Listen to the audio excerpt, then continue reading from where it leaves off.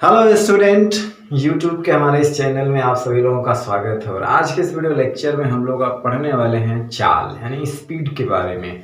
तो आज हम लोग इस वीडियो लेक्चर में सिर्फ स्पीड के बारे में यानी कि चाल से रिलेटेड चीज़ों के बारे में पढ़ेंगे। चाल किसे कहते हैं, औसत चाल यानी माध्य चाल, ताक्षणिक चाल, चाल के प्रकार और चाल से रिलेटेड जो है कुछ महत्वपूर्ण फार्मूले और बातों पे हम लोग बात करेंगे और उससे रिलेटेड न्यूमेरिकल लगाएंगे। ठीक है ना।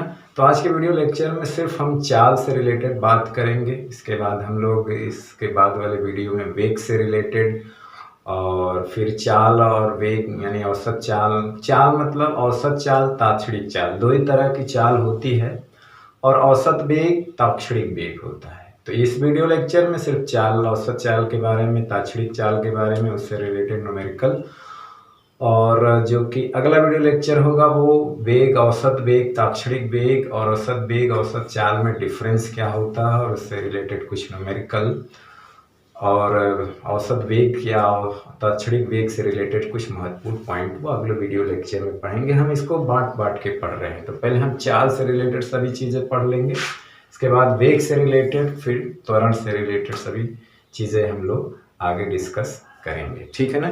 तो चलिए शुरू करते हैं। आज हम लोग पढ़ेंगे स्पीड यानी कि चाल के बारे में। चाल के बारे में आप पहले से ही जानकारी है, जो छोटे क्लासों में भी चाल के बारे में पढ़ाया गया होगा, क्लास 8 में भी है और 9th में भी है। तो इसकी सामान्य सी परिभाषा तो आप लोग जानते ही होंगे। स्पीड कि किसी बस द्वारा एकांक समय में चली गई दूरी को चाल कहते हैं, या किसी बस द्वारा एकांक समय में तय की गई दूरी को वस्तु की चाल कहते हैं। एकांक समय में चली गई दूरी को क्या कहते हैं? वस्तु की चाल कहते हैं। ठीक है ना। तो चाल बराबर क्या होता है? सामान्यतः चाल बराबर अगर यहाँ पे देखा जाए तो आप देख सकते हैं, सामान्यतः अगर शुद्ध देखा जाए तो चाल बराबर होता है दूरी बटे समय, और इसको हम लोग कह सकते हैं डिस्टेंस अपॉन टाइम। ठीक है ना। और इसको v से दिखाते हैं। ठीक है ना। ये इस जो फार्मूला है ये इसके डिफिनीशन से आया है। डिफिनीशन से मतलब ये है, यहाँ पे समझिए थोड़ा सा, कि मान लेते हैं कि चाल का जो फार्मूला आया है वो उसकी डिफिनीशन से आया है। किसी बस द्वारा एकांक समय में तय की गई दूरी या चली गई दूरी को वस्तु की चाल कहते हैं। तो मान लेते हैं कि t समय में वस्तु s दूरी चलता है, तो एकांक समय में कितना चलेगा? s/t, और इसी को हम v कहते हैं। तो v बराबर होता है दूरी बटे समय, चाल बराबर होता है दूरी बटे समय। ठीक है ना। चाल बराबर होता है दूरी बटे समय। ये एक सामान्य सा फार्मूला है, लेकिन हमारा चाल से जो आशय होता है वो औसत चाल और ताक्षणिक चाल से होता है। औसत चाल और ताक्षणिक चाल से होता है। ठीक है ना। और चाल एक अदिश राशि है, इसमें डायरेक्शन का कोई मतलब नहीं होता है, सिर्फ इसके मैग्नीट्यूड से, परिमाण से मतलब होता है। इसकी बीमा पढ़ चुके हैं बीमा वाले चैप्टर में। और ये जो होता है वो LT-1 होता है, यानी कि लंबाई में उसकी बीमा 1 और समय में -1 होती है। SI मात्रक या MKS सिस्टम में इसका मात्रक मीटर पर सेकेंड, CGS में होता है सेंटीमीटर पर सेकेंड होता है। चाल एक अदिश राशि है। ठीक है ना। इसमें डायरेक्शन की कोई भूमिका नहीं होती है, सिर्फ इसके मैग्नीट्यूड से मतलब होता है। तो चाल बराबर दूरी बटा समय, ये फार्मूला उस समय लगाया जाता है कि जब कोई वस्तु का एक्सेलरेशन जो है 0 होता है, तब हम इस फार्मूले का इस्तेमाल ज़्यादातर करते हैं। ठीक है ना।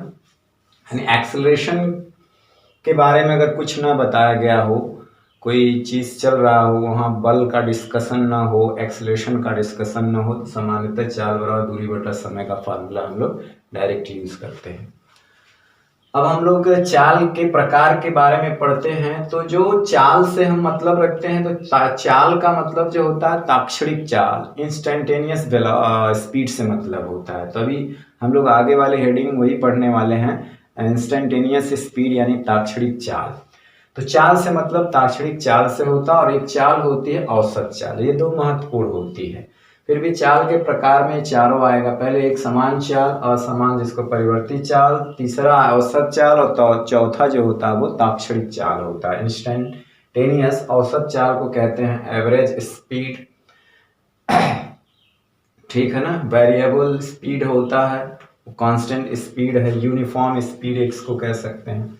तो यूनिफॉर्म स्पीड का मतलब क्या होता है कि जब कोई कण समान समय अंतराल में समान दूरी तय करे, चाहे टाइम कितना ही छोटा क्यों ना हो, तो जब कोई कण समान समय में समान दूरी तय करता है, यानी कि समान टाइम इंटरवल में जो डिस्टेंस होती है अगर वो समान तय होती है, तो हम कहते हैं कि कण की चाल एक समान है।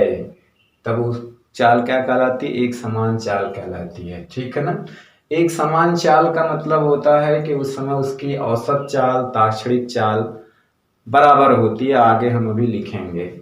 असमान परिवर्ती चाल में हम बोलेंगे कि जब कोई कण समान समय अंतराल में असमान दूरी तय करता है, यानी कि जैसे कि पहले सेकंड में अगर वो 2 मीटर चलता है तो ना कि अगले सेकंड में 2 मीटर चले और फिर अगले सेकंड में 2 मीटर चले, तो वो कहलाता है कि वो कण एक समान चाल से चल रहा है। एक्सेलरेशन यानी त्वरण 0 है। असमान परिवर्ती चाल का मतलब होता है कि समान समय में असमान दूरी तय करे, यानी कि पहले सेकंड में अगर वो 2 मीटर चलता है तो अगले सेकंड में अचानक 4 मीटर चल जाए, अचानक 5 चल जाए, 6 चल जाए, 3 चल जाए, फिर अगले में बढ़ के 8 हो जाए, यानी कि समयांतराल तो एक एक सेकंड बीत रहा है लेकिन दूरियां अलग अलग तय हो रही हैं। तब उस चाल को हम लोग परिवर्ती चाल या असमान चाल कहते हैं। ठीक है ना। अब महत्वपूर्ण बात आती है औसत चाल। औसत चाल यानी कि मीन स्पीड यानी माध्य चाल, जिसको एवरेज स्पीड कहते हैं। एवरेज स्पीड को हम लोग जैसे चाल को तो v से प्रदर्शित करते हैं, एवरेज को या b बार से या v के साथ a भी लगा देंगे, इन दोनों से प्रदर्शित हो सकता है। एवरेज चाल इसको कहते हैं। ठीक है ना। एवरेज चाल को इससे प्रदर्शित किया जा सकता है। और इंस्टेंटेनियस को जनरली आप बी से दिखा सकते हैं। इंस्टेंटेनियस में टाइम इंटरवल जो होता है बहुत छोटा होता है, जस्ट इसके बाद पढ़ेंगे। औसत चाल का मतलब होता है कि बड़े टाइम इंटरवल में, यानी टाइम इंटरवल क्या हो? ज़्यादा हो, और ज़्यादा टाइम इंटरवल में कोई वस्तु कितनी दूरी तय की और कुल जो दूरी को जोड़ करके बड़े से टाइम इंटरवल से भाग देने पर जो चीज़ मिलती है उसको हम लोग औसत कहते हैं कि औसत क्या रहा। ठीक है ना। यानी कि हम पहले एक समय लंबा समय अंतराल ले लेते हैं और उसमें देख लेते हैं कि वस्तु कितनी दूरी तय किया, उस कुल दूरी को उस समय अंतराल से भाग देने पे जो रिजल्ट आता है उसको औसत चाल कहते हैं। कहने का मतलब किसी बस द्वारा तय की गई कुल दूरी, उन्होंने कितना कुल दूरी तय किया और उस दूरी को तय करने में लगे समय के अनुपात को औसत चाल यानी एवरेज स्पीड कहते हैं। अनुपात का मतलब वही होता है उसके भाग देने से। तो औसत चाल होती है उसमें जो टाइम इंटरवल होता है वो बड़ा होता है। टाइम इंटरवल क्या होता है? बड़ा होता है। अब भाई हम लोग ताक्षणिक चाल पढ़ेंगे तो उसमें टाइम इंटरवल छोटा होगा। तो जैसे बड़े टाइम इंटरवल को हम लोग डेल्टा टी से दिखाते हैं, छोटे टाइम इंटरवल को स्मॉल डेल्टा टी, यानी कि ये सूक्ष्म टाइम दिखाता है। किसी क्षण विशेष पर किसी कण की चाल को ताक्षणिक चाल कहते हैं। यानी कि स्पीडोमीटर जो गाड़ी में लगा होता है वो ताक्षणिक चाल को ही मापता है, मतलब तुरंत की चाल दिखाता आपके स्पीडोमीटर में कि आप किस चाल से, जब आप नजर रखेंगे तो बता देंगे कि इस क्षण आप इतनी स्पीड से जा रहे हैं। औसत का मतलब हुआ कि जैसे आप कोई लंबी दूरी तय करते हैं और एक लंबे अंतराल में फिर उस दूरी से उस साइन से भाग देते हैं तो ये औसत निकल के आता है कि आपने लगभग औसतन ये दूरी जो है इस चाल से तय किया, तो वो होती है औसत दूरी। और एक ताक्षणिक दूरी है, आप तत्काल गाड़ी चलाते हुए स्पीडोमीटर में देख सकते हैं, किसी क्षण विशेष पर उसको कहते हैं। ठीक है ना। तो स्पीडोमीटर जो गाड़ी में लगा होता है वो ताक्षणिक इंस्टेंटेनियस स्पीड को ही मापता है। तभी आगे उसकी डिफिनीशन लिखेंगे इंस्टेंटेनियस स्पीड पर। पहले औसत चाल से रिलेटेड कुछ महत्वपूर्ण टॉप पॉइंट हैं उनके बारे में जानकारी ले लेते हैं, उससे रिलेटेड कुछ सवाल लगा लेते हैं, फिर हम लोग ताक्षणिक चाल पर आते हैं। ठीक है ना। तो चलिए, ऊपर की चीज़ें हाँ ये सामान्य चीज़ें थी जिसके बारे में आपने बीमा में थोड़ी बहुत जानकारी इसके लिया था। मात्रक क्या होता है, बीमा क्या होती है, और सामान्यतः चाल को दूरी बटे समय यानी कि v/s/t से डिफाइन किया जाता है। ठीक है ना। तो मेन मकसद हमारा होता है यहाँ पे औसत चाल से और ताक्षणिक चाल से। तो इसमें दिशा तो होती नहीं है, डायरेक्शन का कोई मतलब नहीं होता है, दिशा का मतलब सिर्फ हम मैग्नीट्यूड पे बात करते हैं इसमें, ठीक है ना। तो देखिए औसत चाल को आप v बार से दिखाएं, यानी कि औसत चाल इसको आप v बार से दिखा सकते हैं या v एवरेज से, यानी कुल दूरी बटे कुल समय, ठीक है ना। इसको आप डेल्टा यस बटे डेल्टा टी या डेल्टा एक्स से दिखा सकते हैं, या इसको आप हमने कहा कि v बार से दिखाइए या v ए बी से दिखाइए, एवरेज दोनों से दिखा सकते हैं। आप इसको ऐसे भी लिख सकते हैं S2 minus S1 T2 minus T1, यानी कि ये बड़े गैपिंग के लिए, ठीक है ना। यानी कि शुरुआत में वो कहाँ से चला था, कितनी दूरी और कहाँ गया, उस दूरी में से इस दूरी को घटा दिया जाए और पहले से किस समय पर वो चलना प्रारंभ किया और वो दूसरी दूरी तक चलने में कितना समय लगा, उस दूरी को, उस टाइम को देख लें, फिर दोनों का अंतर ले लें। तो इसमें इससे भाग देने पे हमें एवरेज स्पीड मिल जाती है। इसको कुल दूरी का मतलब है कि मान लीजिए वो अलग अलग समय पे, मान लीजिए ये क्या है, टाइम t1 पे मान लीजिए वो s1 दूरी पर है और टाइम t2 पर s2 दूरी पर है, तो इस समय अंतराल में कितनी दूरी चला, तो s2 में से s1 घटा देंगे, मिल जाएगा, यानी वही डेल्टा एस, यानी कि बड़ा दूरी बड़ा टाइम। इसको आप ऐसे भी लिख सकते हैं कि मान लीजिए कि वो t1 समय में s1 दूरी चला, फिर t2 दूरी में s2 दूरी चला समय में, फिर s3 दूरी t3 में चला, इस तरह से करते हुए तो ये हो गया कुल दूरी और समय कुल जोड़ देंगे, ऐसे हुआ ना, कुल दूरी बटे कुल समय। एक बात याद रखिएगा, औसत चाल में हमेशा कुल दूरी बटे कुल समय, ये हमारा मूल फार्मूला है। अगर हमें मान लीजिए समय नहीं दिया है तब भी हमें यहाँ पे समय लाना है, क्योंकि हमारा फार्मूला है औसत चाल बराबर कुल दूरी बटे कुल समय। कभी कभी क्या होता है कि चाल को समय को डायरेक्ट ना दे करके चाल और दूरी के फॉर्म में दिया रहता है, तो हमें उसे टाइम में चेंज करना होगा। यानी हमारा फार्मूला है कुल दूरी बटे कुल समय। अगर हमें टाइम नहीं पता है तो हमें उसको टाइम में बना करके कुल दूरी में कुल समय से भाग देंगे तो हमारा रिजल्ट आएगा। तो ये हो गया, जैसे t1 समय में वो s1 दूरी चला, फिर अगले t2 समय में s2 दूरी चला, फिर अगले t3 दूरी में s3 दूरी चला, तो हम क्या करेंगे, कुल दूरी जोड़ करके कुल समय से भाग दे देंगे तो हमें औसत चाल मिल जाएगी, ठीक है ना। अब इससे रिलेटेड हम कुछ चीज़ें जो है इसके बारे में जानकारी करना चाहते हैं। औसत चाल तब निकालेंगे कि जब जो है दूरियां समान हो, ठीक है ना। लो, औसत चाल जब दूरियां क्या हो, समान। हम कुछ फार्मूला डिराइव करेंगे कि औसत चाल कब ली जाए, जब दूरियां समान हो। अब मान लेंगे कि कोई कण है वो s1 दूरी v1 चाल से, s2 दूरी v2 चाल से, s3 दूरी v3 चाल से तय करता है, तो औसत चाल कैसे निकालेंगे, पहली पॉइंट है, ठीक है ना। ये दूरियां समान है, अभी हम लोग एक फार्मूला निकालते हैं, उसके बाद ये लिखेंगे कि जब दूरियां समान हो। चलिए औसत चाल, अभी दूरियां समान वाला बाद में आएगा, इम्पोर्टेंट पॉइंट है, इम्पोर्टेंट पॉइंट है, जब आएगा तो वहाँ लिख देंगे कि जब दूरियां समान है, ठीक है ना।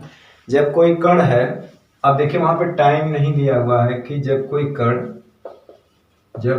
कण s1 दूरी जो है v1 चाल से, s2 दूरी v2 चाल से तथा s3 दूरी जो है v3 चाल से तय करता है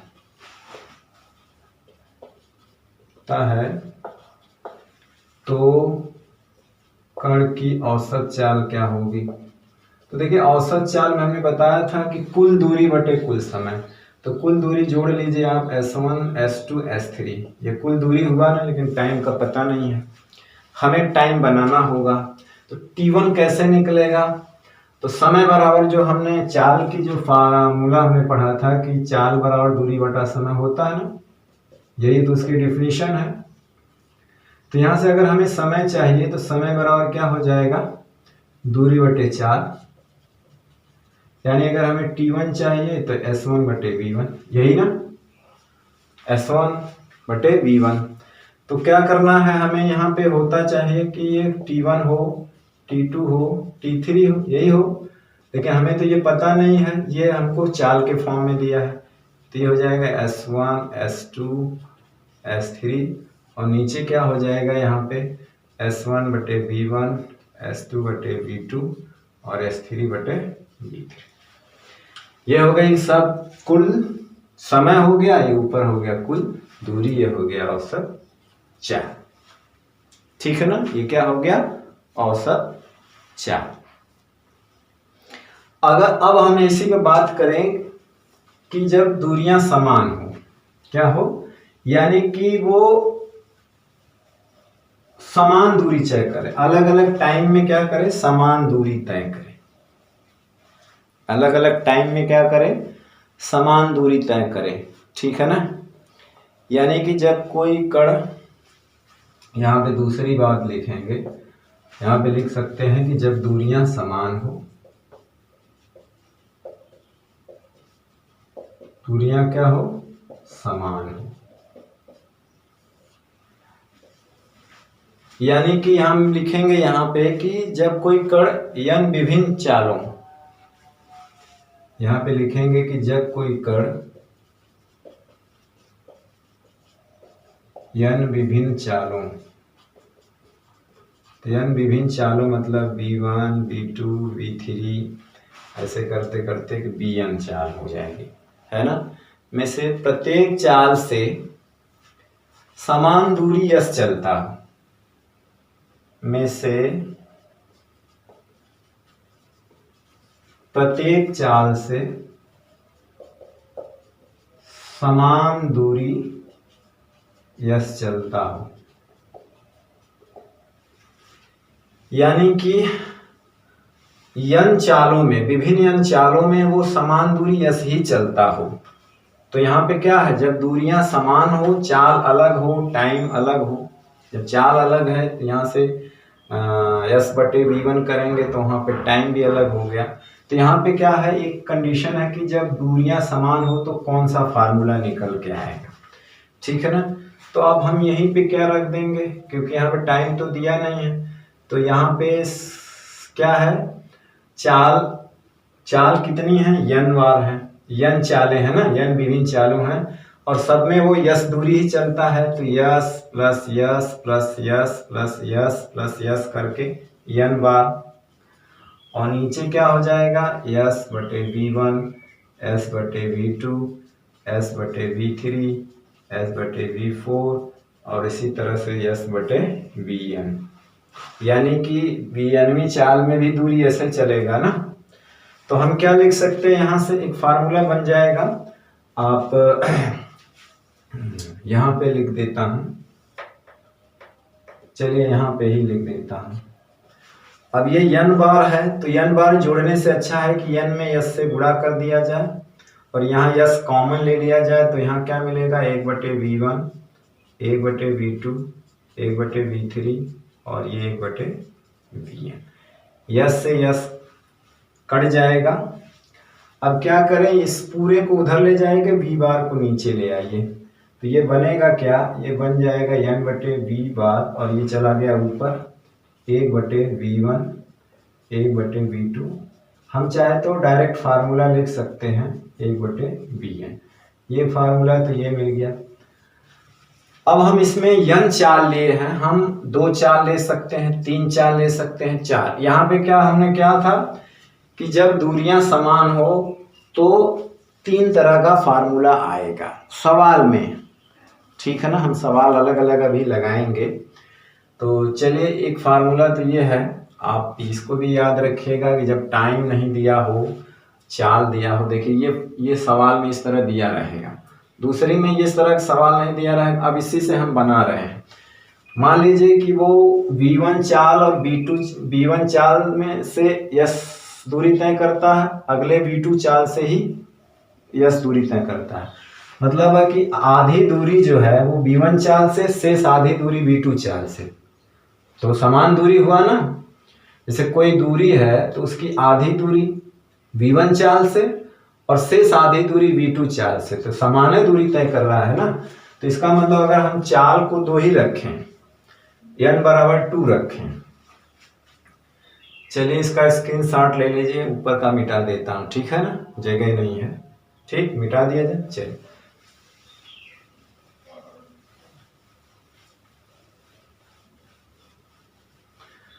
तो अगर हम n बराबर 2 रख देते हैं, 2 मतलब 2 चाल लेते हैं, तो यहाँ हो जाएगा 2/v बार और यहाँ हो जाएगा 1/v1 1/v2।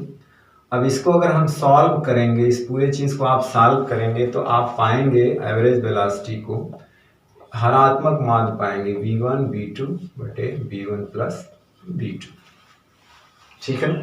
इसे आप सॉल्व करेंगे ना, बिल्कुल यही आएगा। इसे आप सॉल्व करके देखेंगे तो यही आएगा। ये चालों का हरात्मक माध्य हो जाता है अगर दूरियां समान है। यानी कि जब कोई कण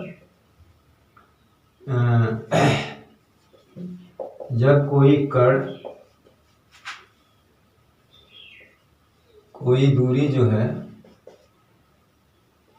V1 चाल से तथा शेष आधी दूरी, जब कोई कण आधी दूरी जो है V1 चाल से तथा शेष आधी दूरी V2 चाल से तय करे तो कण की औसत चाल, तो क्या लिख सकते हैं औसत चाल, यही 2v1 v2 v1 plus v2। ये फार्मूला आप याद रखें।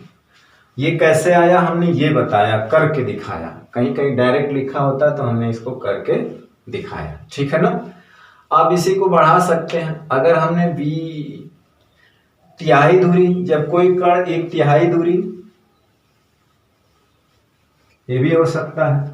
आप इसको ऐसे भी बना सकते हैं कि जब कोई कण जो है एक दूरी को 3 पार्ट में तय करता है, यानी किसी दूरी का 1/3 V1 चाल से, फिर 1/3 V1 चाल से, शेष 1/3 V1 चाल से तय करें, ठीक है ना। क्या है, जैसे कि कोई दूरी है, यहां से यहां तक की दूरी है, इसको 3 बराबर भागों में बांट दिया गया, तो ये 1/3 हो जाएगा, ये भी 1/3 हो जाएगा, ये भी 1/3 हो जाएगा। तो ये V1 चाल से, ये V2 चाल से, V3 चाल से अगर तय करे कोई कण, तो उसकी औसत चाल क्या होगी, इसी आधार पे आप बना सकते हैं, ठीक है ना। तो इसी आधार पे आप बनाएंगे तो आपको मिलेगा औसत चाल, यानी कि कोई कण 1/3, यहाँ पे लिख सकते हैं कि जब कोई कण 1/3 दूरी V1 चाल से अगली 1/3 दूरी या 1/3 V2 चाल से तथा शेष 1/3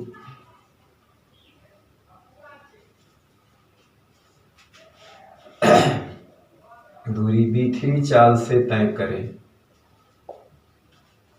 मतलब दूरी यहां समान है तो कण की औसत चाल, तो औसत चाल क्या हो जाएगी, यहाँ पे लिखेंगे V1 V2 V3 और नीचे क्या लिखेंगे, यहाँ पे लिखेंगे V1 V2, देखिए सीरियल से चलेगा, V2 V3 और V3 V1, ठीक है ना। उसी तरह से कोई दूरी 4 पार्ट में तय की जाती है, कोई दूरी 4 पार्ट में तय की जाती है, तो 4 पार्ट में तय की जाती है। जैसे यहाँ पे हो जाएगा आपका 4 पार्ट में हो जाए, 3 पार्ट में है तो जैसे कि 2 पार्ट में होती है तो यहाँ 2 है, 3 पार्ट में होती है तो यहाँ 3 रहेगा, सॉरी यहाँ पे क्या रहेगा 3। 4 पार्ट में होती है तो 4 V1 V2 V3 V4, तो यहाँ पे आप ऐसे लिखेंगे। जैसे यहाँ पे 2 है तो ये सिंगल सिंगल है, यहाँ पे 3 है तो ये डबल डबल है, यहाँ पे 4 है तो यहाँ तिबल तिबल लिखेंगे, V1 V2 V3, फिर V2 V3 V1। देखिए 1 2 3 2 3 1, ठीक है ना। देखिए 1 2 3, फिर कहाँ से शुरू हुआ 2 3 1, अब 3 से शुरू होगा तो V3 V2, V3 के बाद 1 आएगा, फिर 2 V1 V2। तो ये जो है ये ट्रिक है, फार्मूला है, जिसे याद करते हैं, इस तरह का सवाल आए तो आप आराम से लगा सकते हैं, ठीक है ना। अब ये शर्त है कि जब समान दूरी तय किया जाए, अलग अलग चाल से समान दूरी तय किया जाए तो ये आप फार्मूला यूज कर सकते हैं। 1 2 3, पहला ये है, दूसरा ये, तीसरा। सवाल के हिसाब से आप समझ जाइएगा और तुरंत ये सवाल ये फार्मूला अपने दिमाग में फीड कर लीजिएगा और तुरंत जो है आप इसको अप्लाई करेंगे, एक बड़ा से बड़ा सवाल छोटे समय में लग के तैयार हो जाएगा, ठीक है ना। यानी उसका आप हल आराम से निकाल सकते हैं, ठीक है ना। अब चलिए इसी पर हम लोग 2-3 सवाल देख लेते हैं, ठीक। चलिए उस फार्मूले से रिलेटेड 2 सवाल हम लगाते हैं, ठीक है ना, जिससे आपकी प्रैक्टिस हो जाएगी कैसे इम्प्लीमेंट करना है उस फार्मूले को। जैसे पहला सवाल है कि एक कार किसी रास्ते की आधी दूरी 10 मीटर पर सेकंड के चाल से शेष दूरी माने शेष आधी दूरी 20 मीटर पर सेकंड की चाल से तय करता है, तो कार की औसत चाल क्या होगी। यानी कि हम हल कर रहे हैं पहला, तो औसत चाल के लिए हमने फार्मूला बताया था, क्या बताया था, ये बताया था कि 2V1 V2, जब 2 चाल होंगे तो V1 प्लस V2। तो यहाँ से 2, पहली चाल कितनी है 10 है, दूसरी क्या है 20 है, तो यहाँ हो जाएगा 10 प्लस 20, कितना हो गया, ये हो जाएगा 2 दूना 400 और ये हो जाएगा 30, यानी कि 40/30 मीटर पर सेकेंड, 40/30 मीटर पर सेकेंड, ठीक है ना। आप इसको कैलकुलेट करके निकाल सकते हैं।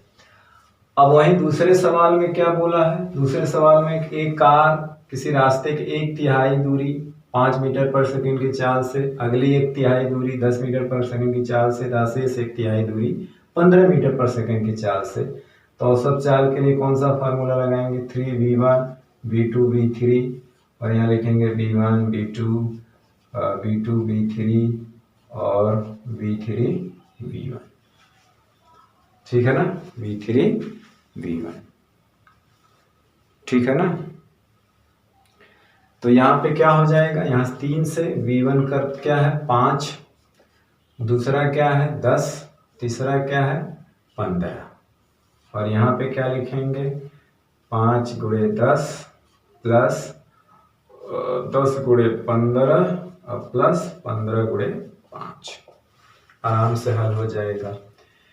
ये हो जाएगा 5 3 15, 15 225 और एक 0, और ये हो जाएगा कितना हो जाएगा 5 10 50, 15 10 में 150 और एक 15 5 75। अभी सबको जोड़ लीजिए 2250 हो जाएगा, ये हो जाएगा 150 200 275 275। अब इसको काट दीजिए, 225 से काटेंगे 2250 को 25 चौका 25 बटे 200, 25 9 225, 25 9 225, यानी यहाँ पे 0 90, और ये 275 को 25 से काटेंगे, 25 से कम 25 बचा 2, 25 से कम 25 11, तो हो जाएगा 90/11 मीटर पर सेकंड। देख लीजिएगा, ठीक है ना। काट के 25 चौका 100, 25 चौ 8 200, 25 9 225, 9 5 45 और 9 दूनी 18 4 भाई सही, ठीक है ना। तो आप कर सकते हैं, तो इस तरह से निकल जाएगा, ठीक है। और एक चीज़ और है कि ये तो मान लीजिए इस फार्मूला आप तैयार रखेंगे, ट्रिक पे इस तरह का सवाल बहुत आता है, बहुत आसानी से लगा सकते हैं। कभी कभी क्या दिया रहेगा सवाल में जो कि आसान टाइप का है, कभी कभी तो दूरी और समय दिया रहेगा तो कुल दूरी में कुल समय से भाग देंगे। कभी कभी क्या होगा, कहेगा कि S1 दूरी चला V1 चाल से, S2 दूरी चला V2 चाल से, S3 दूरी चला V3 चाल से, तो आप कौन सा लगाएंगे औसत। मैंने बताया था कुल दूरी जोड़ लेना, ठीक। और फिर नीचे क्या कर देना, S1/V1 मतलब ये T1 हो गया, S2/V2 ये T2 हो गया, S3/V3, समय बराबर दूरी बटे 4। क्योंकि यहाँ पे समय सूत्र हमारा क्या है, दूरी बटे समय, तो आपको यहाँ समय बनाना पड़ेगा, ठीक है ना। क्योंकि आप पढ़ोगे कि फार्मूले में भाई तो कुल दूरी बटा कुल समय, लेकिन यहाँ समय दिया नहीं, लेकिन समय बनाने के लिए ऑप्शन तो दिया है, तो आप समय बनाओगे, ठीक है ना। तो इस तरह से सवाल लगा लेंगे, ठीक। चलिए हम एक दूसरा इंपॉर्टेंट पॉइंट पढ़ते हैं कि जब समय समान हो, ठीक है ना, जब क्या हो, समय समान। अब दूसरा पॉइंट क्या है कि यदि कोई कण V1 चाल से T1 समय तक, V2 चाल से T2 समय तक, V3 चाल से T3 समय तक यात्रा पूरी करता है, तो औसत चाल क्या होगी। तो आप जानते हैं कि औसत चाल सीधा सीधा आप यहाँ लगाएंगे कुल दूरी बटा कुल समय। तो देखिए डायरेक्ट दूरी तो कुल दिया नहीं है, और दूरी बराबर क्या होता है, जो हमारी डिफिनीशन है चाल की डिफिनीशन यही है, चाल बराबर दूरी बटे समय। तो अगर हमें दूरी चाहिए तो हम क्या लिखेंगे, चाल गुणे समय। तो ये दूरी बन गया ना। दूरी डायरेक्ट दिया नहीं है, क्या क्या कहा कि यदि कोई कण V1 चाल से T1 समय तक और V2 चाल से T2 समय तक, V3 चाल से T3 समय तक यात्रा पूरी करता है, तो औसत चाल क्या होता है, कुल दूरी। कुल दूरी बराबर चाल गुणे समय।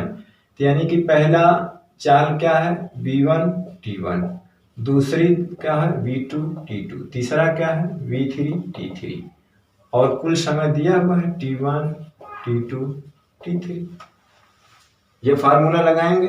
कभी कभी इस पे भी सवाल रहेगा, याद रखिएगा, आपको टाइम दिया रहेगा, चाल दिया रहेगा, आप औसत दूरी इसी फार्मूले से निकाल सकते हैं, ठीक है ना।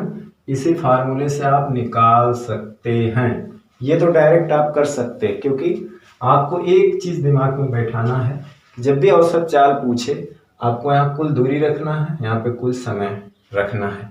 दूरी अगर नहीं दिया है तो आपको दूरी बनाना है, उसका ऑप्शन क्लू दिया रहेगा, जैसे आप यहाँ पे दिया हुआ है। अब हम यहाँ बात करते हैं कि यदि समय समान हो, औसत चाल निकालना है, यहीं से एक फार्मूला बनेगा, औसत चाल जब समय समान हो, समय क्या हो, समान हो। अब यहाँ पे समय समान कर दीजिए, समय क्या कर दीजिए, जैसे T1 बराबर T2 बराबर T3 बराबर T कर दीजिए, तो क्या बनेगा तब औसत चाल। चीज सब बराबर है, T हो गया सब, उसको बाहर कॉमन ले लीजिए, अंदर बनेगा V1 V2 V3, और नीचे क्या हो जाएगा T जुड़ के सब 3T हो जाएगा ना। तो T कट जाएगा, तो सूत्र क्या बनेगा V1 V2 V3/T। अगर केवल दो ही टाइम समय हो और दो ही चाल हो तो क्या हो जाएगा V1 V2/2। अगर ये 4 बार हो तो 4 से भाग दे सकते हैं, ये भी हो सकता है V1 V2 V3 V4/4। तो इस केस में यानी इसका ज्यादा इस्तेमाल होगा, यानी इस केस में क्या होगा, औसत चाल में जब समय समान होता है तो औसत चाल क्या होता है, वो चालों का समांतर माध्य होता है। जब समय समान होता है तब औसत चाल जो होता है सभी चालों का समांतर माध्य होता है। और जब दूरी समान होती है, तो औसत चाल जो होती है सभी चालों का हरात्मक माध्य होती है। क्या होती है, हरात्मक माध्य, ये समांतर माध्य होता है, ठीक है ना। तो आइए इसी फार्मूले पे हम एक दो सवाल लगाते हैं, फिर ताक्षणिक चाल पढ़ते हैं और वीडियो समाप्त करते हैं, ठीक है। चलिए फार्मूले पे आधारित हम सवाल लगाते हैं दो।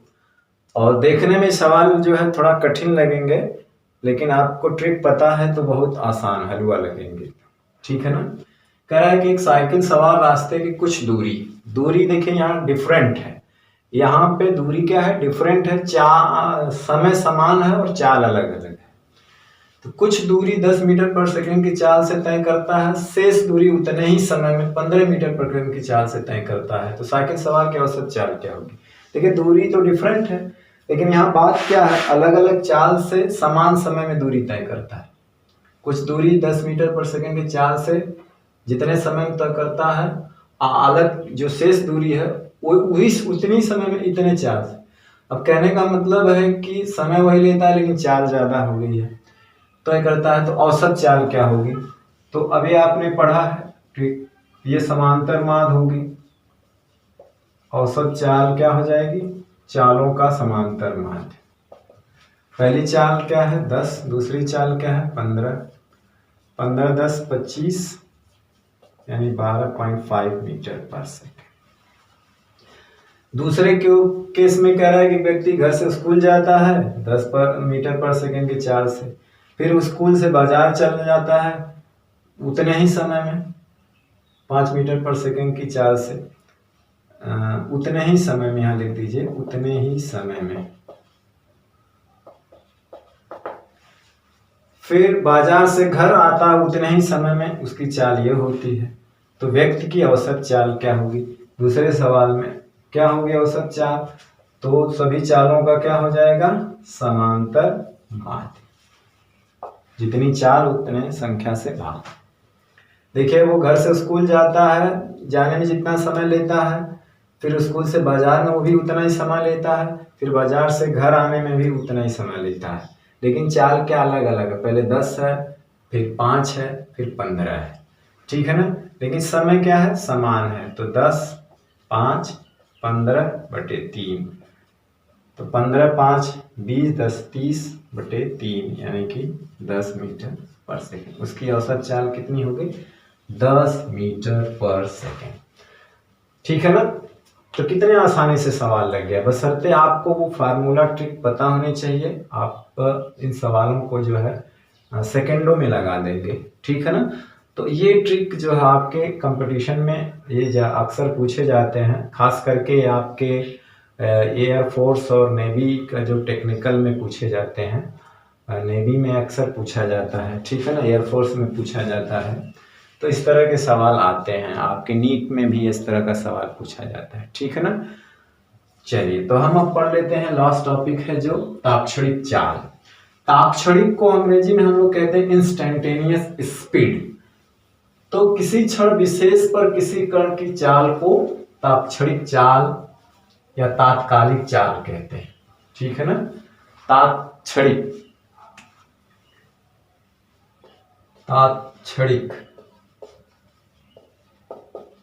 या तात्कालिक चाल कहते हैं, तात्क्षणिक या तात्कालिक चाल इसको कहते हैं, तात्क्षणिक या इंस्टैंटेनियस स्पीड। इसी को हम लोग बोलते हैं इंस्टैंटेनियस स्पीड, यानी कि तात्क्षणिक चाल, इंस्टैंटेनियस। ठीक है ना, इंस्टैंटेनियस स्पीड। इसके लिए क्या होता है कि जो टाइम इंटरवल होता है वो बहुत छोटा होता है, और औसत चाल के लिए टाइम इंटरवल बड़ा होता है, बड़े से समय में उसको आंका जाता है। और इसमें क्या होता है, टाइम इंटरवल बहुत सूक्ष्म टाइम में, यानी किसी क्षण विशेष पर, यहाँ पे लिखेंगे किसी क्षण विशेष पर, किसी क्षण विशेष पर कण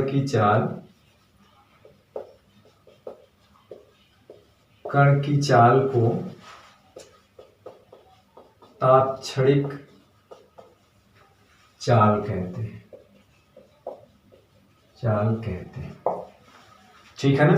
तो इसमें क्या होता है कि जो टाइम इंटरवल होता है वो क्या होता है, छोटा होता है। इसको v से दिखाते हैं, यानी कि जो हमारा औसत चाल होता है उसमें हम एक लिमिट लेते हैं कि जो डेल्टा t है वो एक्सटेंड टू कहाँ चला जाए, 0, यानी कि टाइम इंटरवल जो है 0 ना हो, 0 के करीब हो, यानी बहुत सूक्ष्म हो, तो ये जो डेल्टा एस अपान डेल्टा टी है, यानी जो औसत चाल है, ये किस में बदल जाती है?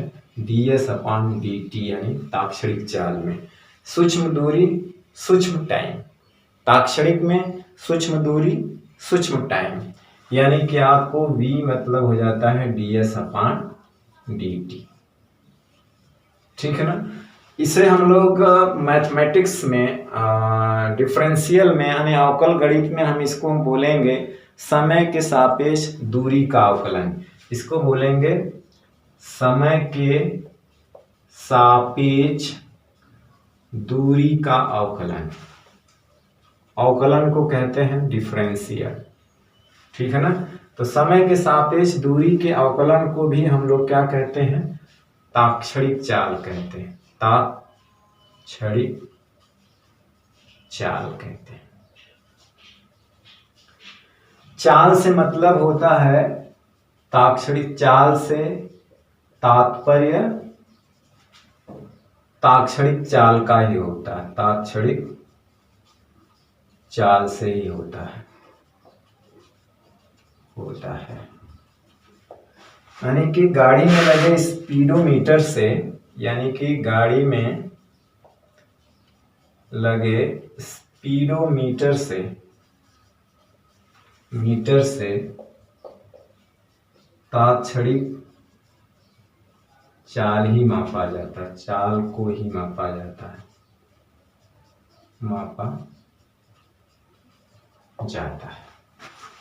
ठीक है ना। स्पीडोमीटर क्या बताता है? ताक्षणिक चाल। क्या बताता है? ताक्षणिक चाल। ठीक है ना। एक दो चीज नोट में लिख लेते हैं, हालांकि जब हम लोग डिफरेंस पढ़ेंगे, अभी इसके बाद हम लोग वेग के बारे में पढ़ेंगे, तो वेग से रिलेटेड सारी चीजें पढ़ेंगे। इसके बाद त्वरण के बारे में पढ़ेंगे, त्वरण से रिलेटेड। फिर इसी चीज को हम लोग ग्राफ से प्लॉट करके बताएंगे, यानी कि एक समान चाल, असमान चाल, औसत चाल, ताक्षणिक चाल, और इन वेग को हम लोग ग्राफ से प्लॉट करेंगे। ग्राफ से देख करके हम बताएंगे कि परिवर्तित चाल है, एक समान चाल है, त्वरित है, अत्वरित है, ठीक है ना, कण रुका हुआ है कि चल रहा है, ठीक है ना। और कैसे पता करेंगे ताक्षणिक वेग को और सब वेग को, क्योंकि वो वेग जब आ जाता है तो उसमें डायरेक्शन भी आ जाती है, तो उसकी डायरेक्शन कैसे पता करेंगे। और ये हालांकि नोटिंग पॉइंट है, ये जिसको हम लोग आगे पढ़ेंगे भी। नोटिंग पॉइंट है कि जो किसी गतिशील कण के लिए, किसी भी गतिशील कण के लिए, किसी गतिशील कण के लिए जो औसत चाल होती है, औसत चाल ऋणात्मक और शून्य नहीं हो सकती, ऋणात्मक नहीं हो सकती, ऋणात्मक व शून्य नहीं हो सकती है, यानी कि धनात्मक होगी सदा और बढ़ती हुई होगी, बढ़ेगी, ठीक है ना। दूसरी एक चीज है कि एक समान चाल में के लिए, एक समान चाल के लिए, ये इंपॉर्टेंट है, एक समान चाल के लिए औसत चाल और ताक्षणिक चाल समान होती है। चाल क्या होती है? समान होती है। कहने का मतलब है कि औसत चाल और ताक्षणिक चाल किसके लिए समान होती है? एक समान चाल के लिए। और एक समान चाल कहते किसको हैं? जब समान समय में समान दूरी तय हो। भाई समान समय में समान दूरी, यानी कि दूरी और समय, समान दूरी समान समय में तय हो रहा है, तो जो औसत चाल होगी वही ताक्षणिक चाल होगी। यानी कि दूरी के हिसाब से टाइम भी बदल रहा है, दूरी के हिसाब से क्या हो गया? टाइम भी बदल रहा है, ठीक है ना। दूरी के हिसाब से क्या बदल रहा है? समय बदल रहा है। यानी कि समान दूरी समान समय में, भले वो दूरी बड़ी होगी तो उतना बड़ा समय भी तो होगा। दूरी जब बड़ी तो समय बड़ा, कट करके वो एक ही चीज आएगी। उसी तरह से दूरी छोटी तो टाइम भी छोटा होगा। भाई समान दूरी समान समय, तो टाइम भी क्या होगा? छोटा होगा। तो कहने का मतलब ये हुआ, जैसे सपोज करिए कि यानी कि 20 मीटर हुआ, यानी कि 20 सेकंड ले लिया, 20 मीटर हुआ 20 सेकंड लिया, यानी कि बड़ी दूरी बड़ा समय अंतराल औसत चाल करना है तो मान लीजिए ये 1 आ गया, या आप अलग अलग टाइम में इसको जोड़ सकते हैं। और वही ताक्षणिक चाल में छोटा समय छोटी दूरी, मतलब 1 मीटर 1 सेकेंड में, तभी तो 1 आ गया, यानी 1 मीटर चला 1 सेकेंड में, या आप कह सकते 1 मिलीमीटर चला 1 सेकेंड में, और ये 20 मिलीमीटर चला 20 सेकेंड में। तो बड़ा दूरी बड़ा गैपिंग औसत चाल। तो यानी कहने का मतलब कि समान दूरी समान समय में, समान दूरी समान समय में। जैसे मैं यहाँ पे दोनों बराबर लिख दिया, कोई जरूरी नहीं कि ये दोनों बराबर हो, ये अलग भी हो सकता है, ये अलग हो सकता है, ठीक है ना। लेकिन जो रेशियो आएगा वो इसी के हिसाब से बराबर आएगा, है ना, रेशियो आएगा वो हिसाब से बराबर। यानी आप कह सकते हैं कि यहाँ पे 20 मीटर 10 सेकेंड में चला तो औसत चाल यहाँ पे 2 हो गया। आप ये भी कह सकते हो कि 2 मीटर चला 1 सेकेंड में, अगला भी 2 मीटर चला 1 ही सेकेंड में, अगला 2 मीटर चला 1 ही सेकेंड में, तो वो और जो ताक्षणिक चाल है वो 2 ही तो बनी रही। इसमें भी क्या करेंगे, अगला 20 मीटर चला 10 सेकेंड में, फिर अगला 20 मीटर चला 10 सेकेंड में, तभी तो 2 ही आ रहा है। तो कहने का मतलब है कि एक समान चाल के लिए औसत चाल और ताक्षणिक चाल एक ही होती है, ये बात याद रखना, ठीक है ना। तो चलिए, आज का वीडियो लेक्चर सिर्फ चाल से रिलेटेड था, जो कि एक अदिश राशि है, और मात्रक जो है मीटर पर सेकेंड b/t के पावर -1, यानी कि लंबाई भी 1 और समय में -1 होती है। और अब हम लोग वेग के बारे में पढ़ेंगे। वेग में कुछ नया डिफरेंट नहीं है, बस केवल वहाँ पे डायरेक्शन आ जाएगी, बाकी चीज़ें नहीं रहेंगी, ठीक है ना। मात्रक वही रहेगा, बीमा वही रहेगी, फार्मूला लगभग वही रहेगा, बशर्ते थोड़ा सा डायरेक्शन वहाँ डिस्क्राइब किया जाएगा, ठीक है ना। तो आज का वीडियो लेक्चर अब यहीं समाप्त करते हैं, नेक्स्ट वीडियो लेक्चर में फिर आपसे मिलते हैं। तब तक पढ़ाई करते रहें, पढ़ते रहें। All the very best, thank you very much.